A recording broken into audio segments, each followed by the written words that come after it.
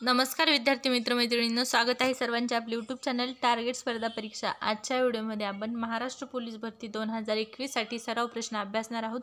चला तर मग सुरुवात करूया आजच्या व्हिडिओला। आजच्या व्हिडिओतील सर्वच प्रश्न हे येणाऱ्या पोलीस भरतीच्या दृष्टिकोनातून खूप महत्त्वाचे आहेत, त्यामुळे व्हिडिओ शेवटपर्यंत पहा। पहिला प्रश्न आहे प्रश्न क्रमांक 1, आनुवंशिकता कोणत्या गुणसूत्राद्वारे सूचित केली जाते? तर या प्रश्नाचे योग्य उत्तर आहे डीएनए। डीएनए या गुणसूत्राद्वारे आनुवंशिकता ही सूचित केली जाते। यानंतरचा प्रश्न आहे प्रश्न क्रमांक 2, मानवी रक्तगटांचे प्रकार किती? तर या प्रश्नाचे योग्य उत्तर आहे 4। मानवी रक्तगटांचे एकूण 4 प्रकार आहेत, ते आहेत ए, बी, AB व ओ। ए पॉझिटिव्ह, बी पॉझिटिव्ह, AB पॉझिटिव्ह तसेच ओ पॉझिटिव्ह। तर मानवी रक्तगटांचे एकूण मूळ किती प्रकार आहेत? 4 प्रकार आहेत, AB, AB व O। यानंतरचा प्रश्न आहे प्रश्न क्रमांक 3, ध्वनी प्रदूषण मोजण्यासाठी कोणते एकक वापरतात? तर डेसिबल। ध्वनी प्रदूषण मोजण्यासाठी डेसिबल हे एकक वापरतात। यानंतरचा प्रश्न आहे प्रश्न क्रमांक 4, भारूड हे कशाशी संबंधित आहे? तर या प्रश्नाचे योग्य उत्तर आहे लोककला। भारूड हे लोककलेशी संबंधित आहे। प्रश्न क्रमांक 5 आहे, गणेश उत्सव, शिवजयंती हे उत्सव कोणी सुरू केले? तर महाराष्ट्रामध्ये गणेश उत्सव, शिवजयंती हे उत्सव लोकमान्य टिळक यांनी सुरू केलेले आहेत। यानंतरचा प्रश्न आहे प्रश्न क्रमांक 6, खालीलपैकी कोणते तंतुवाद्य आहे? तर या प्रश्नाचे योग्य उत्तर आहे सतार। सतार हे खालीलपैकी तंतुवाद्य आहे। यानंतरचा प्रश्न आहे प्रश्न क्रमांक 7, बहिणाबाई चौधरी कशासाठी प्रसिद्ध आहेत? तर या प्रश्नाचे योग्य उत्तर आहे कवयित्री। बहिणाबाई चौधरी या कवयित्री म्हणून प्रसिद्ध आहेत। यानंतरचा प्रश्न आहे प्रश्न क्रमांक 8, मधुमेह हा आजार कशाशी संबंधित आहे? तर रक्त शर्करा याविषयी मधुमेह हा आजार संबंधित आहे। प्रश्न क्रमांक 9 आहे, 7/12चा उतारा कोणत्या विषयाशी संबंधित आहे?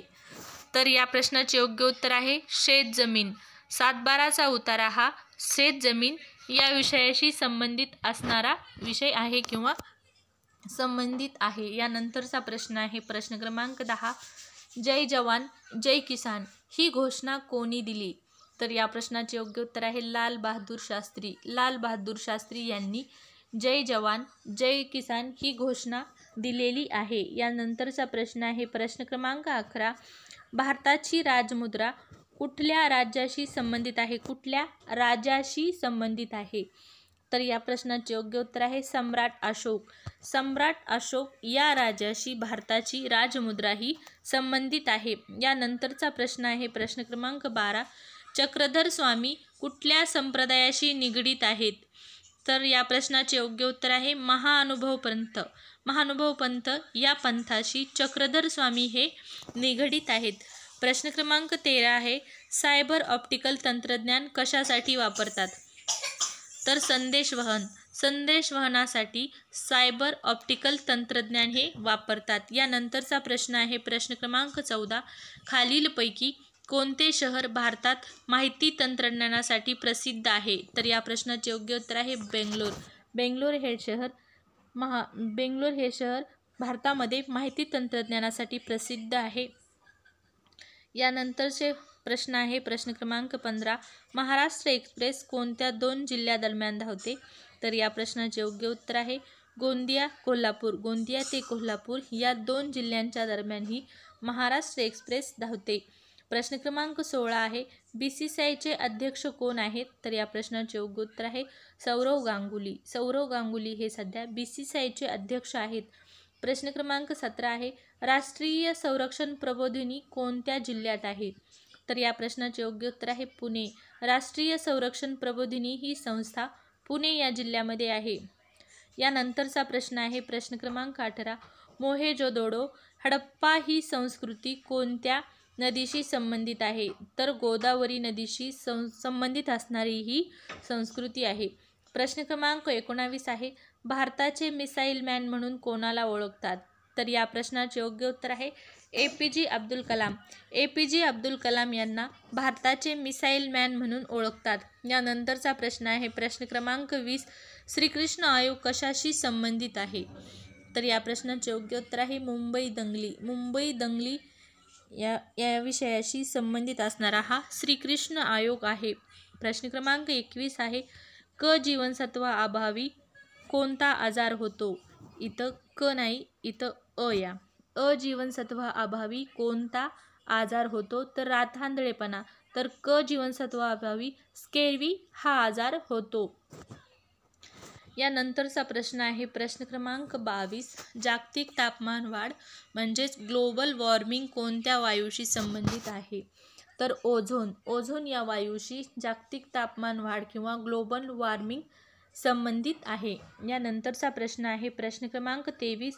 हवेत सर्वात जास्त प्रमाणात असणारा वायू कोणता? हवेमध्ये सर्वात जास्त असणारा वायू नायट्रोजन हा आहे. यानंतरचा प्रश्न आहे प्रश्न क्रमांक 24. भारताचा शोध म्हणजेच डिस्कवरी ऑफ इंडिया या पुस्तकाचे लेखक कोण? तर रवींद्रनाथ टागोर. रवींद्रनाथ टागोर हे भारताचा शोध म्हणजेच डिस्कवरी ऑफ इंडिया या पुस्तकाचे लेखक आहेत. प्रश्न क्रमांक 25 आहे भारताची राज्यघटना कधी अंमलात आली? तर प्रजासत्ताक दिनी म्हणजे 26 जानेवारी 1949 या दिवशी भारताची राज्यघटना ही 26 नोव्हेंबर 1949 मध्ये भारताची राज्यघटना ही 26 नोव्हेंबर 1949 मध्ये स्वीकारण्यात आलेली आहे. तर 26 जानेवारी 1950 मध्ये ती स्वीकारण्यात आलेली आहे. तर प्रजासत्ताक दिनी ही भारताची राज्यघटना अंमलात आलेली आहे. यानंतरचा प्रश्न आहे प्रश्न क्रमांक 26. महाराष्ट्र शासनातर्फे राबविण्यात येणाऱ्या ग्राम स्वच्छता अभियानास कोणत्या व्यक्तीचे नाव देण्यात आलेले आहे? तर संत गाडगेबाबा. संत गाडगेबाबा यांचे महाराष्ट्र शासनातर्फे राबवण्यात येणाऱ्या ग्राम स्वच्छता अभियानास नाव देण्यात आलेले आहे. प्रश्न क्रमांक 27 आहे उचललेस तू मुठभर साम्राज्याचा खचला पाया हे वाक्य कोणत्या आंदोलनाबद्दल आहे? तर या प्रश्नाचे योग्य उत्तर आहे दांडी यात्रा. उचललेस तू मुठभर साम्राज्याचा खचला पाया हे वाक्य दांडी यात्रेशी संबंधित असणारे वाक्य आहे. यानंतरचा प्रश्न आहे प्रश्न क्रमांक 28. पानिपतची लढाई खालीलपैकी कोणत्या राज्यात झाली? तर या प्रश्नाचे योग्य उत्तर आहे हरियाणा. पानिपतची लढाई ही हरियाणा या राज्यामध्ये झालेली आहे. बऱ्याच वेळा पानिपत हे ठिकाण कोणत्या राज्यामध्ये आहे असा प्रश्न विचारला जातो. तर त्या प्रश्नाचे उत्तर आहे हरियाणा. पानिपत हे ठिकाण हरियाणा या राज्यामध्ये असून पानिपतची लढाई हरियाणा या राज्यामध्ये झालेली आहे. यानंतरचा प्रश्न आहे प्रश्न क्रमांक 29.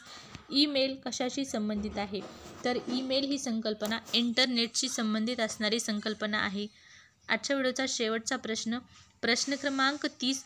जगातील 7 आश्चर्यांपैकी भारतातील कोणते स्थळ प्रसिद्ध आहे?